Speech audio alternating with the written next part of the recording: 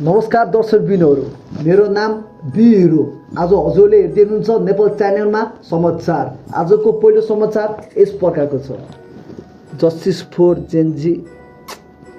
हे, यो न्युज फेरि कसले लेख्यो? मैले तिमीलाई कतिचोटि भने यो जेन्जी रिलेटिभ एकदम न्युज पुरानो भइसक्यो। अब यसमा टिआरपी हामीले पाउँदैनौँ, लाइक कमेन्ट पाउँदैनौँ, हामीले केही बेनिफिट छैन भनेर कतिचोटि भन्नु म तिमीलाई। अब त हामीले फलानु कार्यकर्ताले फलानु ठाउँमा गएर यसरी सुत्यो, फलानु ठाउँमा गएर यसरी जे पाइ त्यही बोल्यो। अनि जो मान्छेहरू कन्ट्रोभर्सी क्रिएट गर्छ त्यो मान्छेहरूलाई मिडियामा लिएर इन्टरभ्यू लिने हो, उनीहरूको बारेमा भन्ने हो। अनि पो लाइक कमेन्ट भ्यू आउँछ, हामीले टिआरपी बढ्छ, हाम्रो बेनिफिट हुन्छ। अनि हिजो अस्ति हामीले जेन्जी आन्दोलनमा जसलाई हिरो बनायो उनीहरूलाई अब भिलेन बनाउने हो। कसरी हुन्छ कन्ट्रोभर्सी क्रिएट गर्ने हो।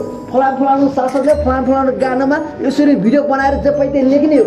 अनि पो हामीलाई बेनिफिट हुन्छ। खाली जेन्जी। अब जेन्जी रिलेटिभ न्युज एकदम पुरानो भइसक्यो, यसमा हामीले के फाइदा छैन। अब कसले पनि यो बारेमा न्युज लेख्ने होइन, बुझ्यौ? ए, त्यहाँबाट गर्छ।